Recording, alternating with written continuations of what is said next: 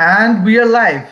Hello, and thank you for joining us. A very warm welcome to everyone watching us on YouTube from all of us at PPB. My name is Shorodip Das. I'm a fourth year PhD student in the Department of Biological Sciences at Vanderbilt University, Nashville. This is our second webinar of the year, and today I'll be hosting Dr. Jared Nordman from Vanderbilt University. While we wait a couple of minutes more to allow all of you to join the live stream, I'd like to take this opportunity to thank you all for your continued support and your love for science. I hope you guys are testing negative and staying positive. As always, please post your questions for the speaker anytime during the talk using the comment section of the video, and we will get to them at the end of the webinar. Please be a little patient with the feedback form as it will be available only towards the end of the talk. All right, looks like we are all set to begin. And so without further ado, I would like to introduce today's speaker, Dr. Nordman. Dr. Nordman is originally from Massachusetts and did his PhD from Tufts University School of Medicine in Boston, working with E. coli DNA replication and damage repair. After completing his doctoral work, he joined Professor Terry Weaver's lab in the Whitehead Institute at MIT in 2009. Working in the Weaver lab, he studied the developmental control of DNA replication in Drosophila. His postdoctoral work has been critical, especially in establishing the role of the protein SUR in controlling replication fork progression, under-replication, and copy number variation. He has published in Science, PNAS, and Cell Reports, amongst many other journals. In 2015, he joined Vanderbilt University as an assistant professor in the Department of Biological Sciences. With multiple grants from National Institute of Health and National Science Foundation, he has been busy investigating the developmental regulations of DNA replication, mechanistic control of replication timing, and replication transcript conflict in Drosophila. We are glad to host him today and excited to hear about the latest development of his scientific journey. Dr. Nordman, the screen is all yours. Awesome. Well, thanks, Steve, for that very kind introduction. So my name's Jared Nordman. I'm assistant professor at Vanderbilt University. And today I'm going to tell you about some work that started when I was a postdoc, as Steve mentioned, at the Whitehead Institute, and has continued on in my own lab, understanding how copy number control is regulated during development. And to do this, we used the model organism Drosophila melanogaster for many reasons that hopefully will become apparent throughout this talk. And before I really start, I just want to again thank you for the invitation to speak at this group. I really appreciate it. Okay, so just to remind you that you will synthesize an enormous amount of DNA in your lifetime. So the process of DNA replication is incredibly important. So we have in each nucleus of our cells, we have 6 linear feet of DNA really packaged within each nucleus.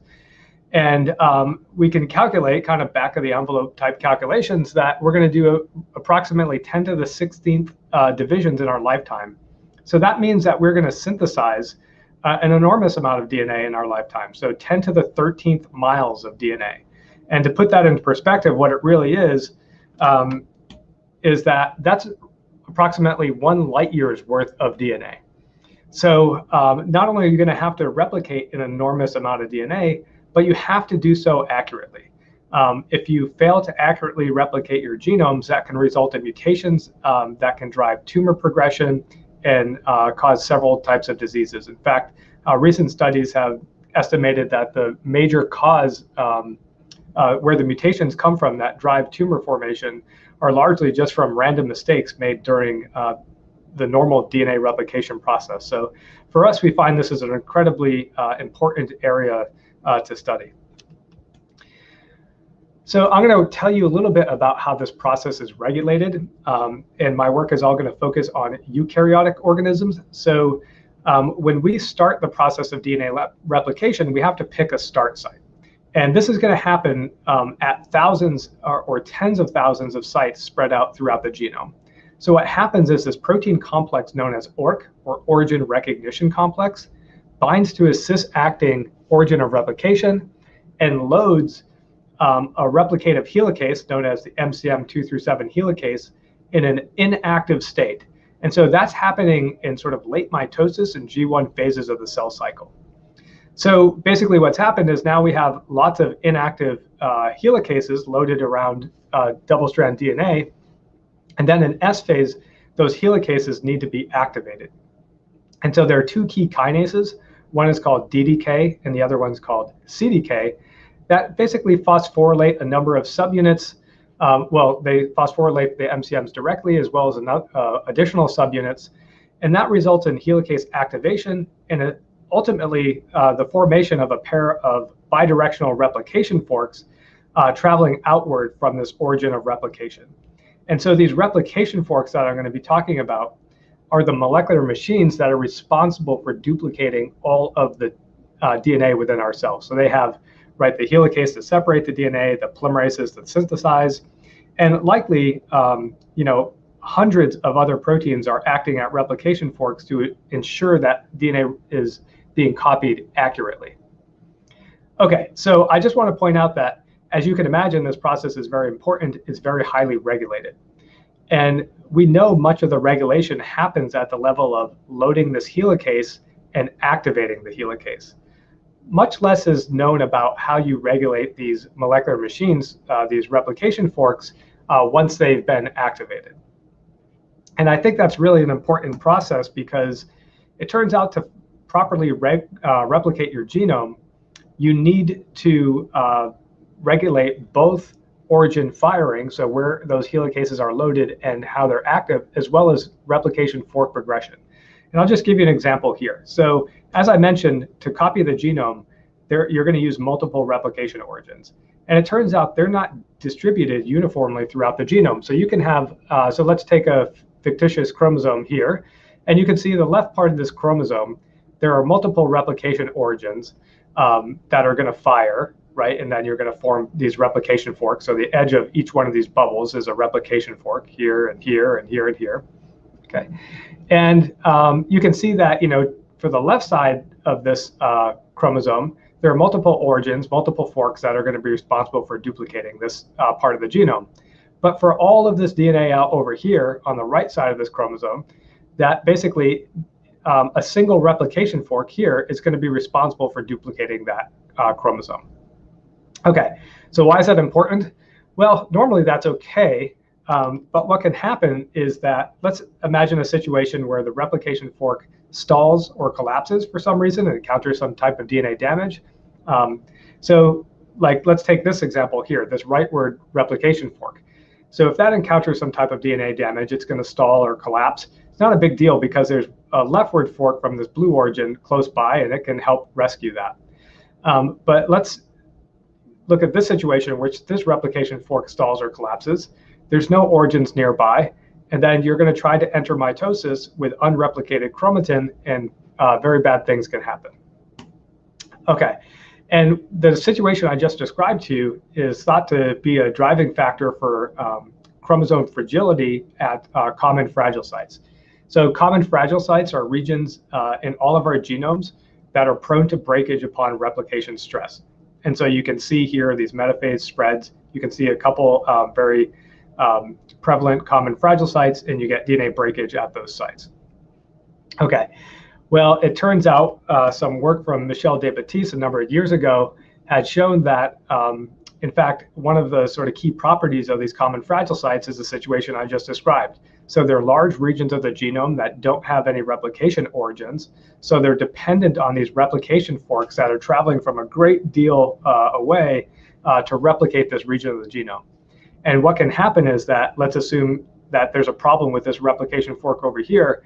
There's just not enough time in S phase for this fork to sort of catch up and be able to rescue over there. So you can ultimately end up with unreplicated chromatin in S phase, and then you'll get problems ensue when you try to segregate that unreplicated genome.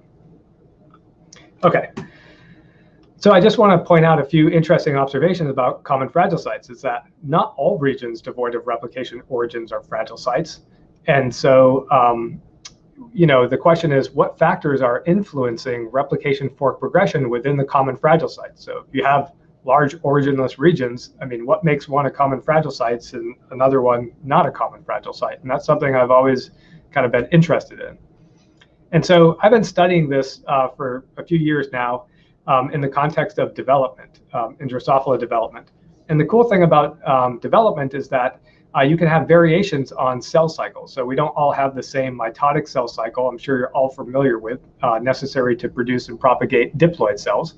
But you can have variations in the cell cycle throughout development. So one common variation is the endocycle, in which you have an S phase where you replicate your genome, and then you have a gap phase. But notice there's no mitosis, so you never segregate your genome, or I should say you never segregate your chromosomes. So this gives rise to cells that have many copies of their genome in a single cell. And so, for example, in some Drosophila cells, we know that you can have over 1,000 copies of your genome in a single cell. And these cells are known as polyploid cells.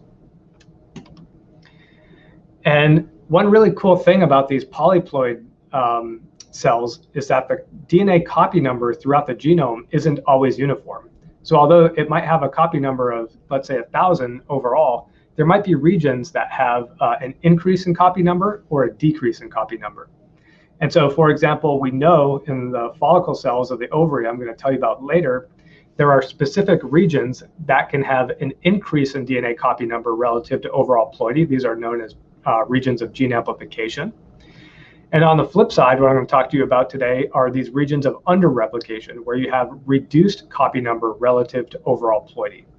And so it's been known for many years that the heterochromatin, so these are this large blocks of repetitive DNA, repressive DNA that surrounds the centromere, that we're going to call pericentric heterochromatin.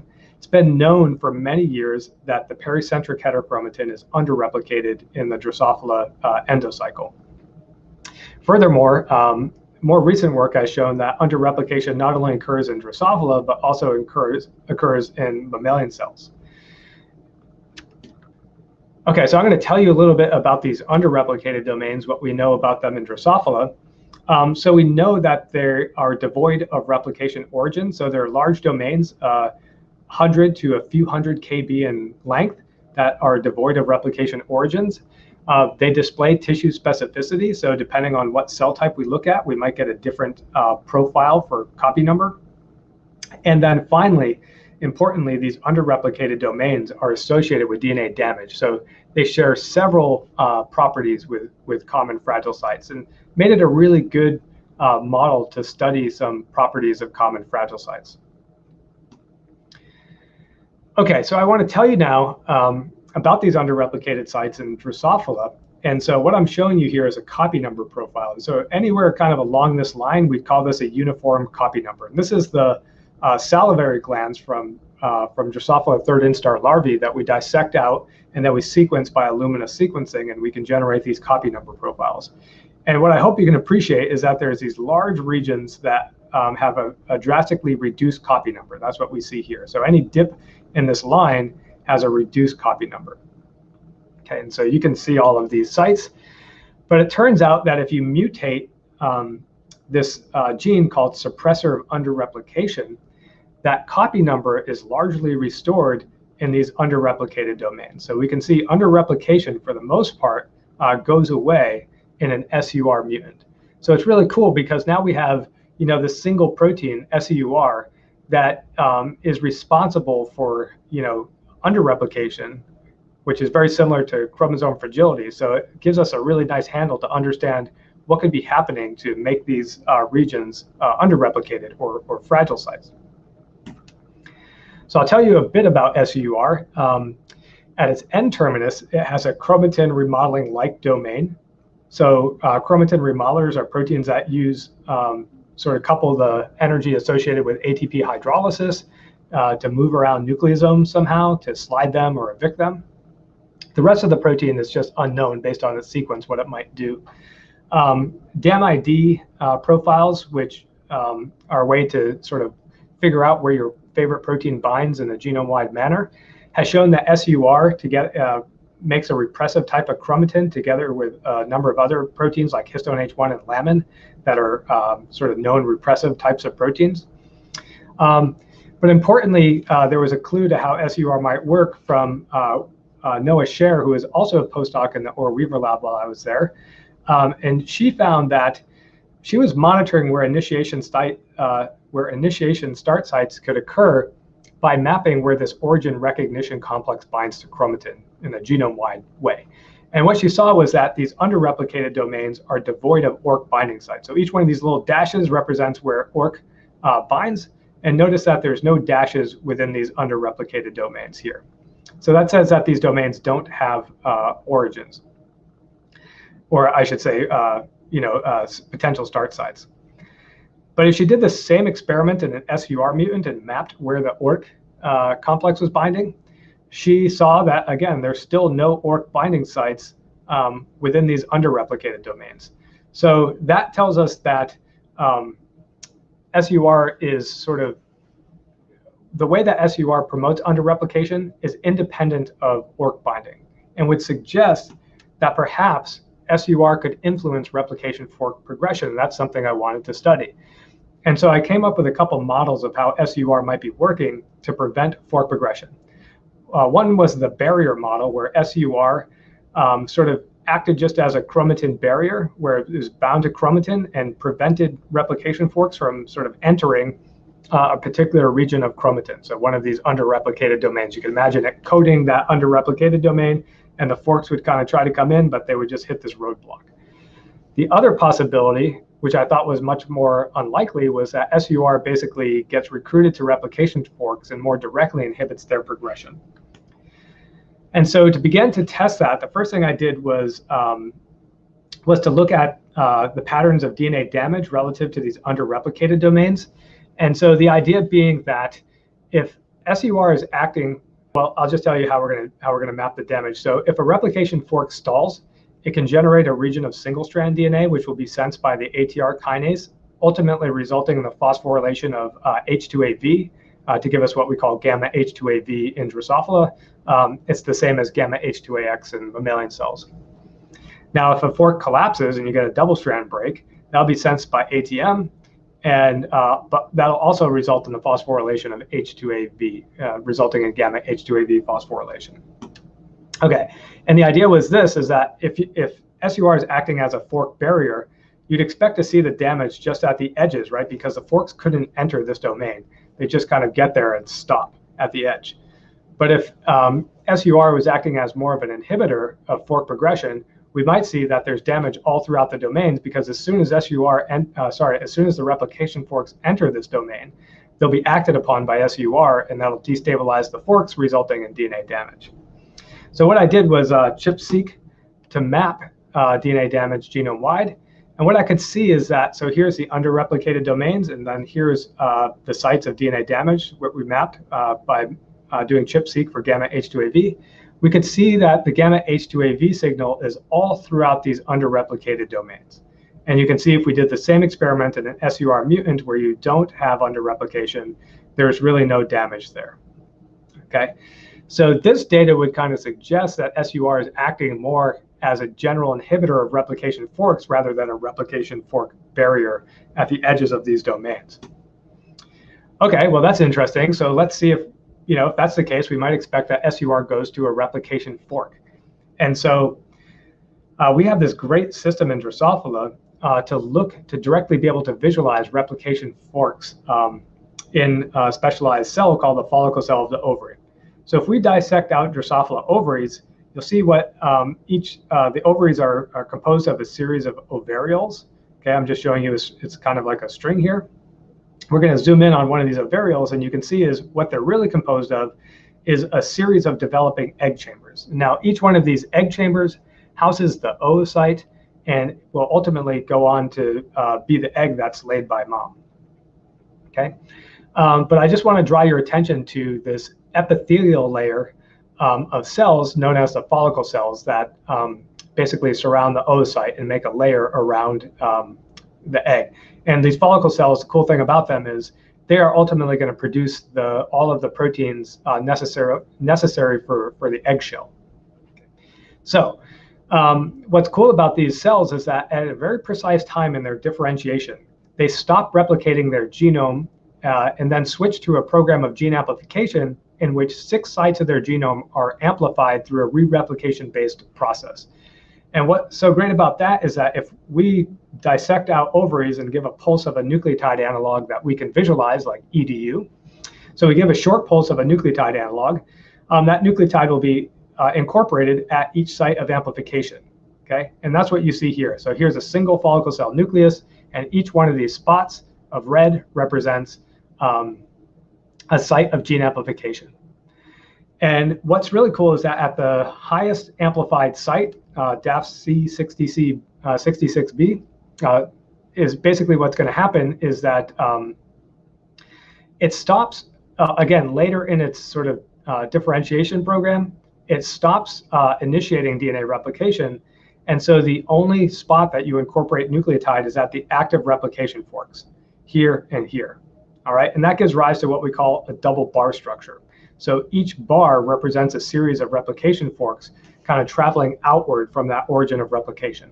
And so this is what the double bar structure looks like here. And so here's a series of replication forks, and here's a series of replication forks, and the origin was right in the middle there. And so it gives us a great way to do co-localization of our favorite proteins to see if they localize to replication forks.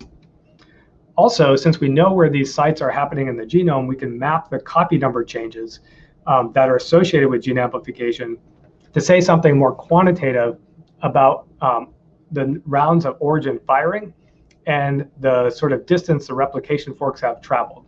So we get these gradients of copy number associated with each one of these amplified domains, where the height of the gradient at the peak will tell you how many times the origin is fired.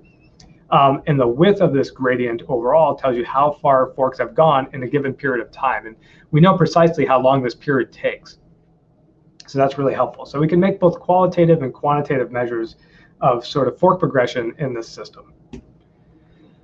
Okay, so the big surprise for me was that we had an antibody that was specific for SUR, and we could show that SUR localized to these double bar structures. So here's the double bar structure is labeled by EDU. And then here's our SUR immunofluorescence. And we can see that it very nicely co-localizes with those double bar structures. And it also localizes to heterochromatin, which we knew from previous work. So that made a lot of sense. So this tells us that SUR is localized to replication fork. So that's really cool.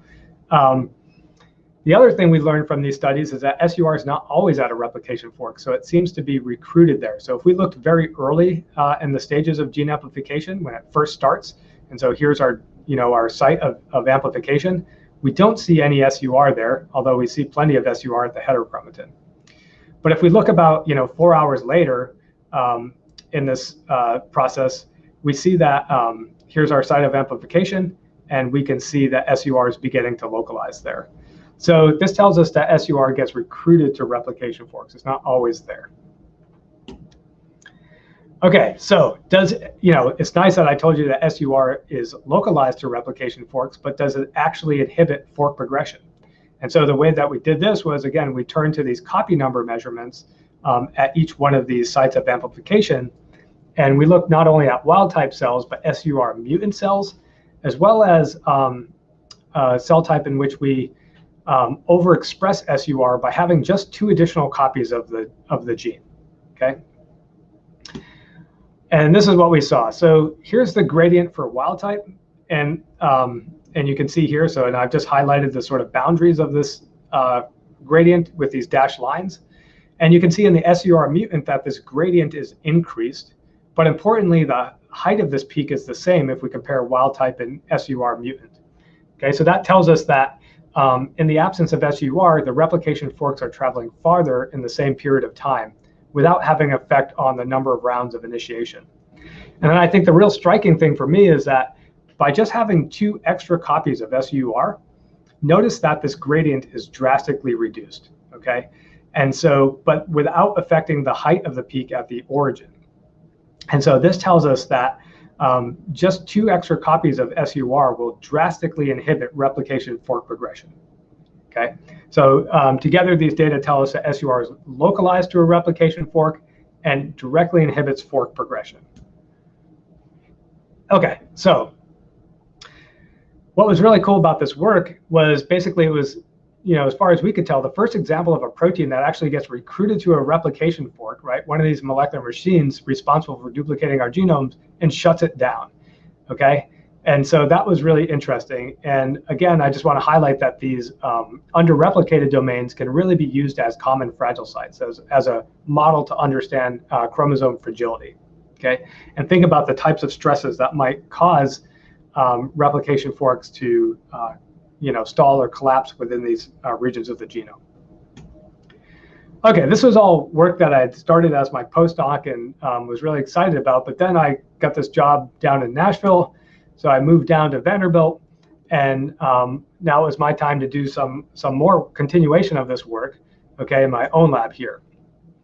And so there are some questions I want to ask is, how is SUR recruited to replication forks? Okay, so I just told you it gets recruited there, but we have no idea how. And then once it's at a replication fork, how does it actually inhibit this machine, right? How do you stop this literal moving train on our DNA tracks, right? And so, so that's something I wanted to address. And then the only sort of recognizable sort of domain that we can pick out in SUR is this SNF2 chromatin remodeling-like domain. And so does that have any particular function? So these are some of the questions I wanted to ask in my own lab. And so the first thing we did was we just generated mutant flies that basically we deleted this SUR SNF2 region. We call that SUR delta SNF, okay? And so this is what we have. So we have a new allele, which basically we just deleted the SNF2 domain.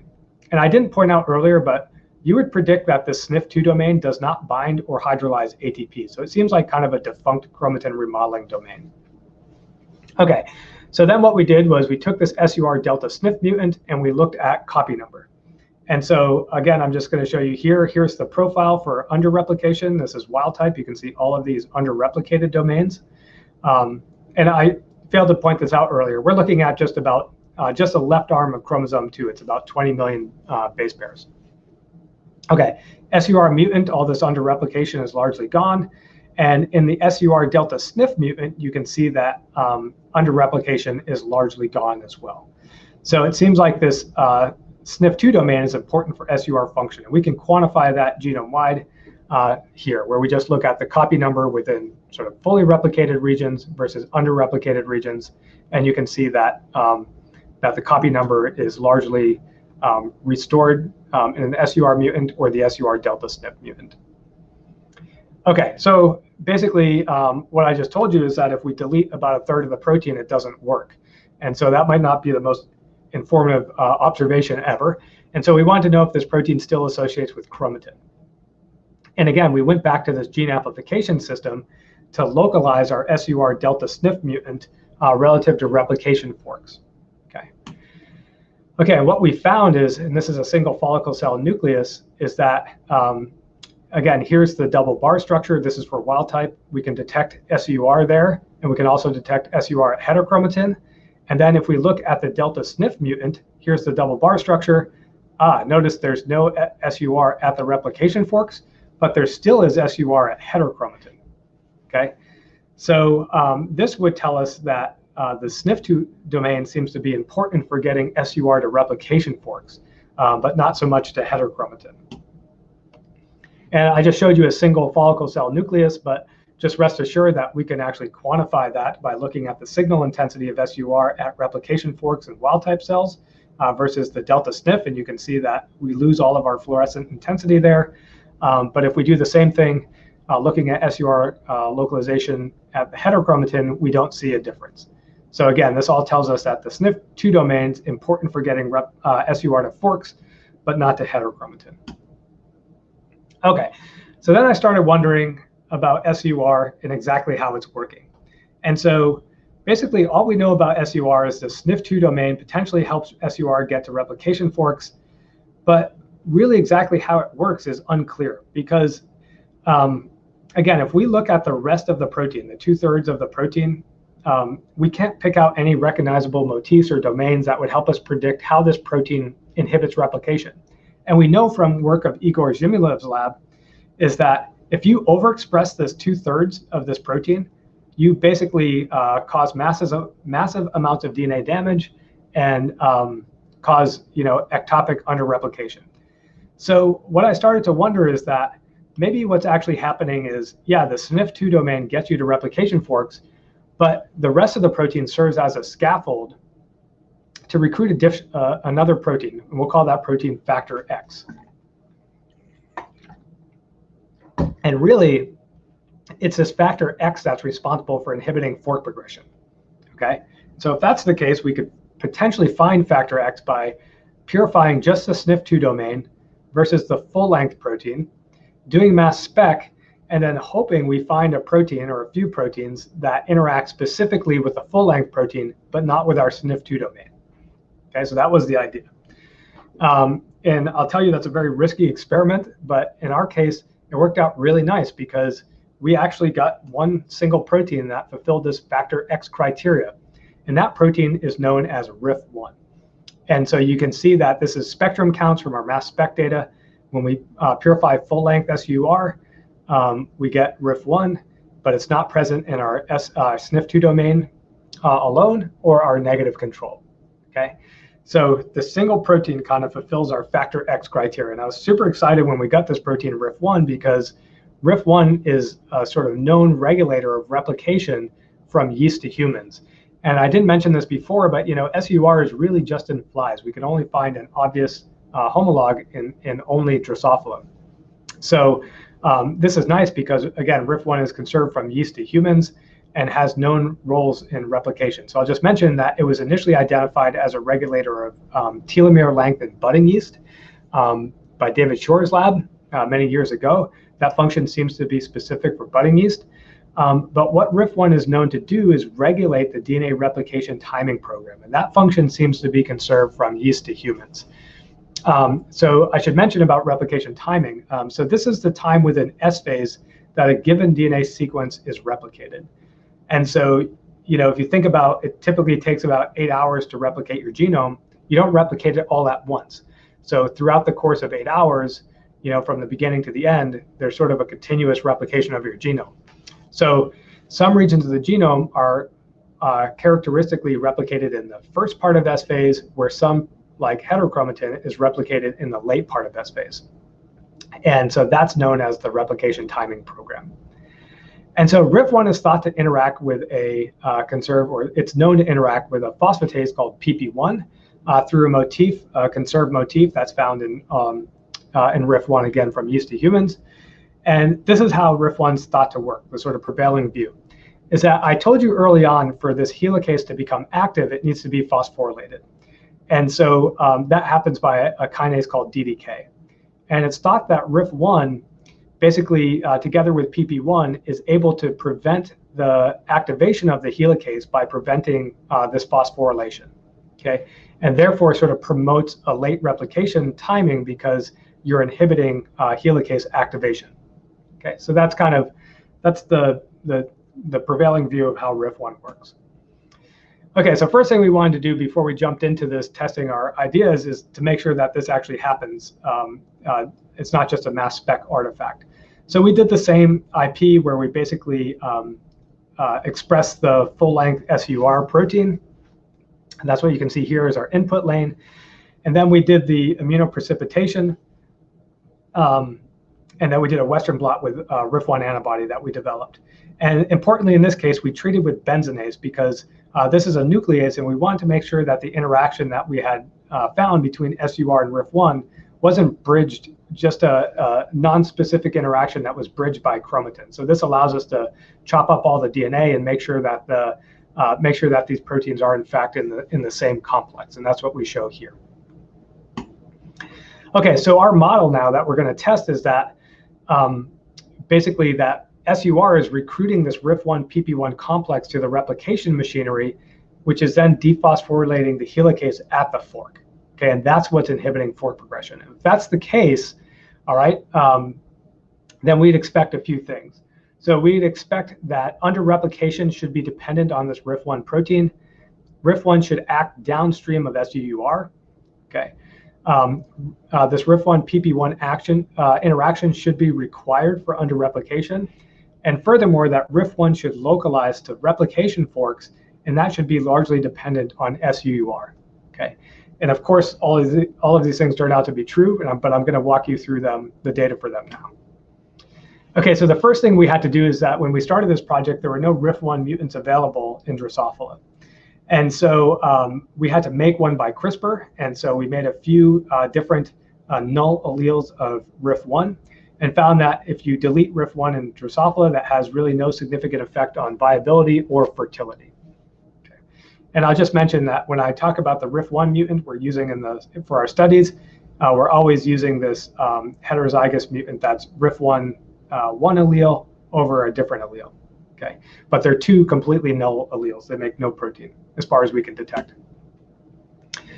Okay, so the first test is RIF1 required for underreplication. It turns out it is. So you can see here again all of these underreplicated domains I showed you before, but now we do the same copy number profile in a RIF1 mutant, and you can see that all of these underreplication domains or underreplicated domains are gone in a RIF1 mutant. You can see the same here. And again, we can quantify this genome-wide.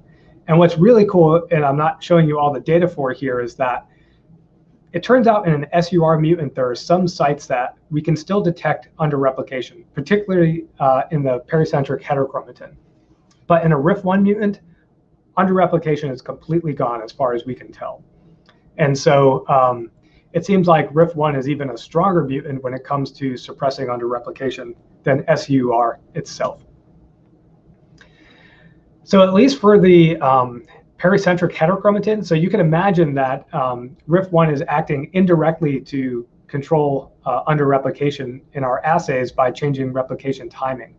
And so we wanted to take a look at that, and we have at this time no methods to look at genome-wide replication timing profiles in these large polyploid cells. Fortunately, we do now thanks to work of Deep. Anyway, I'm just going to show you here what we did to see if these RIF1 mutant salivary gland cells basically still have a pattern of late replication.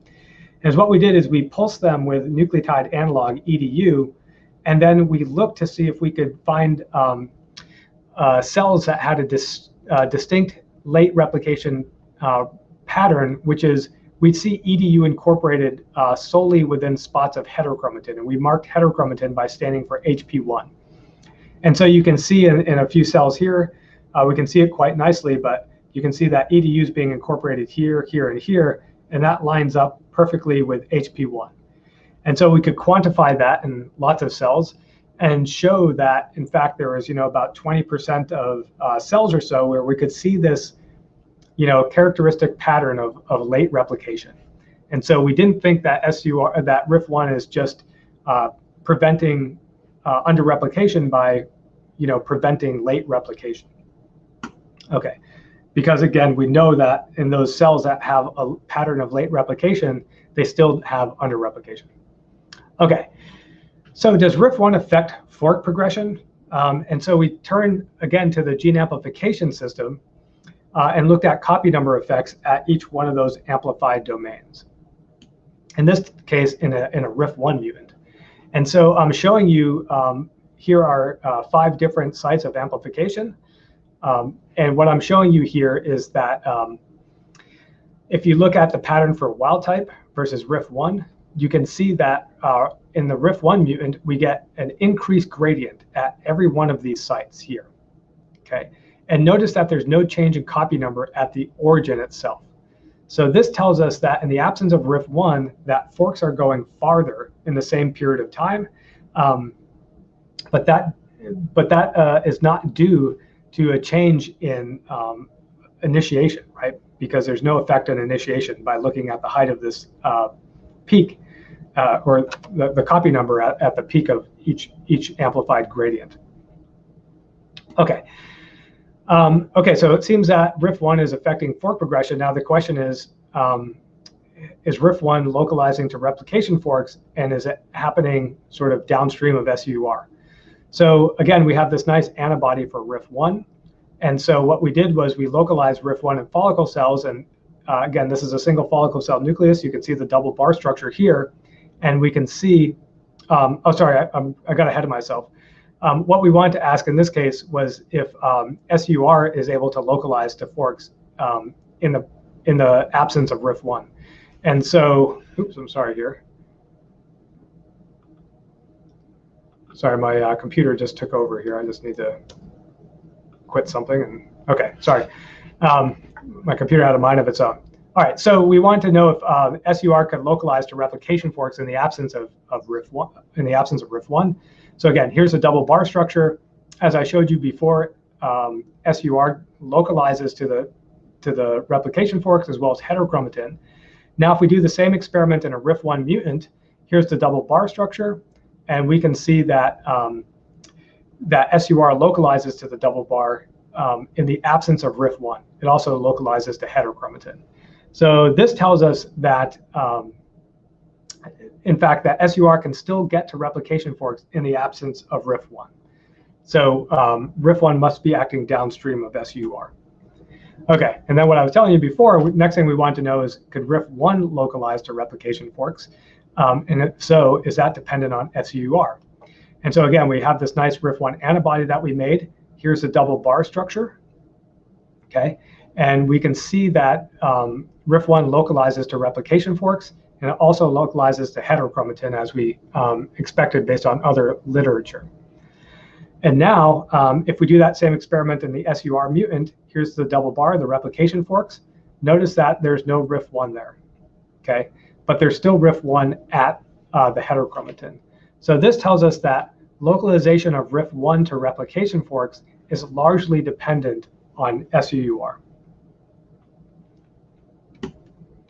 Okay, and that's nice. The sort of pushback we always get about this is, you know, the gene amplification system is really nice, but can we show this a different way, okay? Or does localization of RIF1 to forks happen in another cell type, or is this specific for these follicle cells? So fortunately, we have this nice way to look in a more biochemical sense proteins that localize to the replication forks, and a technique known as IPON. And so the IPON was nice because it's developed by my colleague here at Vanderbilt, Dave Cortez, in biochemistry department. But what really happens with IPON is kind of like the opposite of CHIP, in which we give cells a short pulse of EDU. So that gets incorporated around the replication fork. Then we can cross-link proteins to DNA. We can biotinylate the EDU. So now we have a handle that we can purify it. Then, since everything's cross-linked, we can sort of lyse and sonicate these cells, and then use streptavidin to pull out the newly synthesized chromatin because it has EDU associated with it, because we gave a short pulse of EDU. And then we can analyze what proteins are associated with this newly synthesized DNA by doing, you know, Western blotting or mass spec. And the key control for this is not only to use a pulse sample, but also to use a sample which, after we give a 10-minute pulse, we follow by some length, usually half an hour to an hour, of a thymidine chase. So that way, our labeled DNA will be well behind the replication fork. And so you can imagine that if I did an experiment like this, I'm going to pull out lots of histones, for example. And those aren't necessarily enriched at a replication fork. So we need this chase sample so we can generate a ratio of proteins that are at the fork versus things that are behind the fork. Okay, and this is really nice because it's a nice rapid way to isolate proteins at a replication fork and doesn't really require much other than the EDU. Okay, so we did that, and here are our controls. Histone H1 should not be enriched at a replication fork, and it's not. PCNA should be enriched at replication forks, and it is. And then sure enough, we found that RIF1 itself is also enriched at replication forks. And we did this from cultured cells. I should have mentioned that. So this was done in Drosophila S2 cultured cells. So this tells us that RIF1's not only associated with fork in these follicle cells, but this also happens in mitotic cells as well.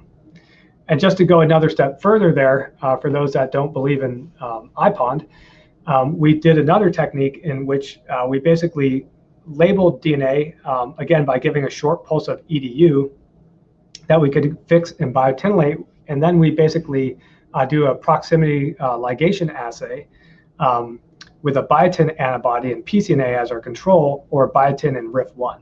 And so the idea is if RIF1's at or close to a replication fork, we should get a proximity ligation assay signal because these two proteins are very, very close. And so we just do that cytologically, and then we count foci. And so we could, and this was also done in Drosophila S2 cells, And so we could find that, again, we got increased foci formation when we did biotin and RIF1. And the great control about this is that all we have to do is leave out the EDU. We can do the exact same antibodies plus and minus EDU, so it's a really nice control. So the foci that we're getting for RIF1 are dependent on EDU and our RIF1 antibody. And this is a positive control with just biotin. So for multiple methods, we've shown that RIF1's at a replication fork. Okay, and I think this is my last data slide, but the final thing we wanted to know is if this PP1 interaction is important for, or I should say this PP1 binding motif is important for RIF1's ability to promote under-replication. So again, we turned to CRISPR and mutated this RIF1 PP1 binding motif. And we can see that basically there's no under-replication in this RIF1 PP1 binding motif mutant. And that's what we see here, and we can quantify that genome-wide as well. So again, it seems that not only is RIF1 important, but this RIF1 PP1 binding motif is really important. And we could show that this protein was made and still localized properly. It just is not functional. Okay, so the model that we're left with in the end here is that what's really happening is that SUR basically functions as a piece of bubble gum that tethers this RIF1 PP1 complex to the replication fork. And so again, SUR by way of the SNF2 domain gets associated.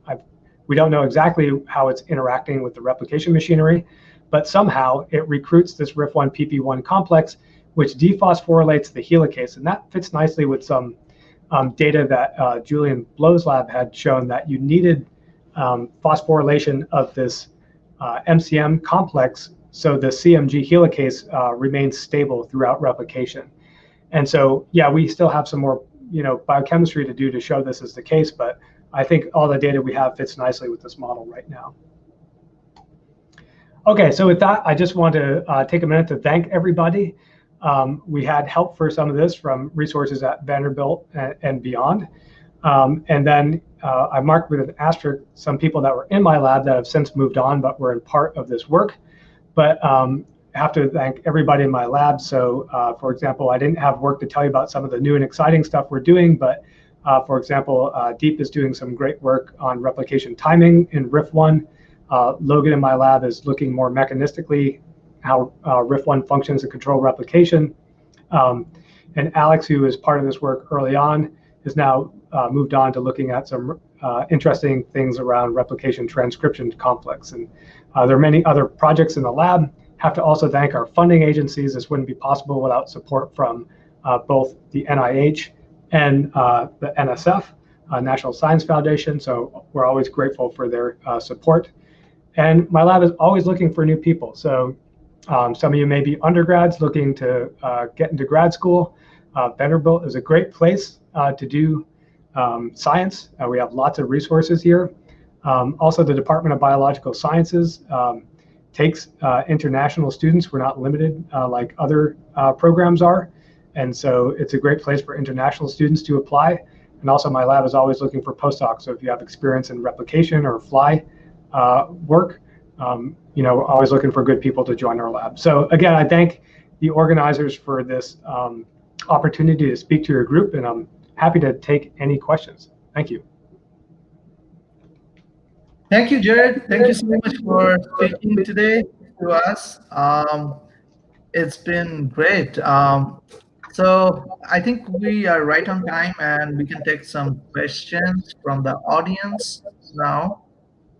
So the first question is from Deepak, who is asking, which is upstream between DNA damage and under-replication domains? If you induce targeted DNA damage, for example, using CRISPR or TALEN, would you make that region under-replicated during S phase?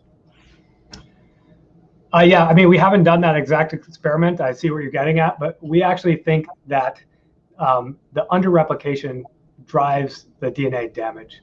Because, again, like if you get rid of under-replication, there's no DNA damage. But we spent a lot of time looking that if we like induce DNA damage, could we see more under-replication, or did we see SUR localizing to different places? And we couldn't find any evidence for that. So, based on that, that's kind of unpublished stuff that I had done a while back. But yeah, the idea is that the underreplication is driving the DNA damage. Thank you. Shonok is asking, is it possible to perform DNA fiber analysis in Drosophila and see if RIF1 mutants show different fork speed? Yes, so that is possible, and we're kind of doing that now. So a student in my lab that you can see here, Ray, she's been working to get DNA combing working in the lab. It's been really tricky, but she sort of persevered there, and now we have nice combing assays working, so we can do those type of experiments. And the other thing is, we think that the idea is that RIF1 doesn't affect fork progression throughout the whole genome, right? There might be specific regions of the genome that, particularly like in heterochromatin, that are affected by RIF1. So now that we have this assay working, we're hoping that we can, see if that's the case. But yeah, we're working towards that. Thank you. Sean Cherry is asking, if we use the S2WE2 human analog targeting specific chromosome in case of genetic diseases, just like Down syndrome, can it be possible to cure that? Yeah, so this is the problem with the S2WE2 work, is that, whenever I talk about S2WE2, people get excited, and then they usually ask me, they don't ask me a question like this all the time. I appreciate your question, but usually the first thing I ask is S2WE2 involved in, what's the human homolog, and is it involved in cancer? And I have to say that S2WE2, we can only find homologs in other Drosophila species. We can't find an obvious homolog by sequence in humans. And so, but we know in mammalian cells that there's underreplication. And so what are the factors promoting underreplication there? So maybe there would be a functional homolog. And so it'd be nice if folks could find that. I will say that in mammalian cells that that it's been shown that RIF1 is important for underreplication. And so there's a nice, concordance there between what we see in Drosophila and what's been found in mammalian cells. So maybe the answer is really RIF1. All right. Thank you. Shitaram is asking, can I regulate the CMG helicase by using P95 or by CDC48 for controlling the copy number? Yeah, so it turns out that these ubiquitin ligases are really important for getting CMG complex off of chromatin, once replication is terminated. And that's something that's worked on a number of labs, and I just want to put a plug in for my own colleague here, James Stewart's lab, that's studying replication termination, in Xenopus egg extracts. But nonetheless, that could be a mechanism, right, to inhibit fork progression, is to prematurely recruit those ubiquitin ligase complexes and the actual CDC48 enzyme to basically strip CMG off of chromatin prior to replication termination. It's a possibility. This is a model we have about potentially dephosphorylating the CMG complex and inactivating the fork that way. But you can imagine that there are many other mechanisms that could happen. And, again, we just don't have any strong biochemical data one way or the other. But that would be a really cool mechanism for sure. All right. I think there was another question which was on the same line from Shitaram. He's asking, if we inactivate the MCM10 or CTF protein, can we regulate the copy number control? Yeah, so I think there's lots of ways, if you think mechanistically around DNA replication, that you can inhibit copy number. The question to me becomes like, how do you do that in a very specific region of the genome? And that's what I've always been interested in. Okay, whether it's, inhibiting, MCM10 has been shown by Steve Bell's lab more recently to be necessary for fork progression. And so, yeah, so there's lots of ways that you can imagine, different mechanisms, to inhibit fork progression. But then how do you do that within a specific region of the genome? That's what I really have a hard time wrapping my head around. And so I think the key for us is, that S2WE2 is the key for us to understand more mechanistically how it works. But yeah, you can imagine lots of different mechanisms. All right. Another question from Shonap. He's asking, do you envisage there could be any difference in cultured S2 cells as compared to phenotypes in mutant flies, follicular cells in vivo? Um, I mean, if you're focusing on RIF1 or other things, but yeah, I mean, there could be lots of reasons why they're different. Because, for example, the S2 cells, those are a mitotic cell, whereas the follicle cells, those are polyploid, and then they start doing gene amplification. So you can imagine just the difference between a diploid mitotic cell versus a polyploid cell in the endocycle, that if we start to make mutations in RIF1 or other things could have differential effects on the replication program overall. And again, that's something that we've been studying a little bit of. So yes, they could be very different. All right. Last couple of questions. One from Sundaram. He's asking, what have you observed upon rescue of SUR in its null background? Was that same as SUR overexpression in wild type background? Yeah, so it seems there, I should be clear about this. So the problem is if you, cells seem to be really sensitive to the dose of SUR, right? Because in the experiments where I overexpress SUR, there are just 2 extra copies in addition to the into the endogenous 2. And that has like dramatic effects on fork progression, right? And so, yeah, it seems that, I don't think I can't remember that I ever actually did that, but to just take those ectopic copies of SUR and put them in the SUR null background. I'm sure probably Igor Zimilev's lab had done that at some point. But anyway, the point is that I didn't really focus on this too much, but yeah, it just seems that cells are super sensitive to the dose of SUR. So just having a couple extra copies is not good news. Yeah. Prabhat Kumar Swai is asking how phosphorylation is facilitating for generating a DNA structure for transcription. Well, let me think about that. Not really sure. Maybe I'm not totally understanding the question quite right, but Yeah, maybe he can re-explain. Prabhat, if you can repost your question with a little bit of explanation. I guess we have a follow-up question from Deepak. He's asking, does IPONT experiments in S2 cells suggest that the SUR-RIF1 complex might be distributed throughout majority of the replication forks, if not all, rather than specific under-replicated domains? yeah, so I think for the way that we've interpreted that IPON data, and it's because, again, like if you notice, like relative to, I can just quickly go there real quick. PCNA should be at all replication forks, and you get a massive signal there. But RIF1, you don't get such a massive enrichment.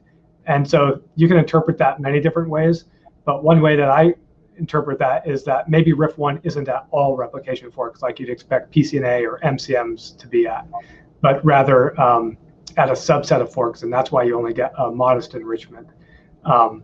And so that's kind of what we're thinking. But, again, this is also just in S2 cells in which, we have no evidence that SUR is working, in S2 cells. Because the only phenotype we have for SUR is under replication, and there's no under replication in these mitotic cells. So, it could be, we just don't have any real, good way to test that. So anyway, but yeah, so the way I've interpreted this is that RIF1 acts at a subset of forks. We don't truly know that, but that's what I anticipate. All right, I think I'll take one last question and just complete the webinar. So Siddhi Batuda is asking, can you tell us how to apply to your lab for internships? Yeah, you can just write me directly. I'm sure you have my email somewhere, or just look me up on Vanderbilt, and we can start that conversation. But again, I just do mention that it's we do have a great department here of biological sciences, and that we do have support for international students, for those wishing to attend graduate school and such. So I would just encourage folks. We're kind of we're already in the process this cycle, but certainly in the future, consider us. All right. Thank you once again, Jared. Thank you for speaking to us. It has been wonderful, and I think, yeah, thank you. Thank you all. Appreciate it. All right. I think the feedback link is posted right now, so you can go there and provide us with your feedback. I hope we could take all of your questions today, and we'll see you for the next seminar. Thank you.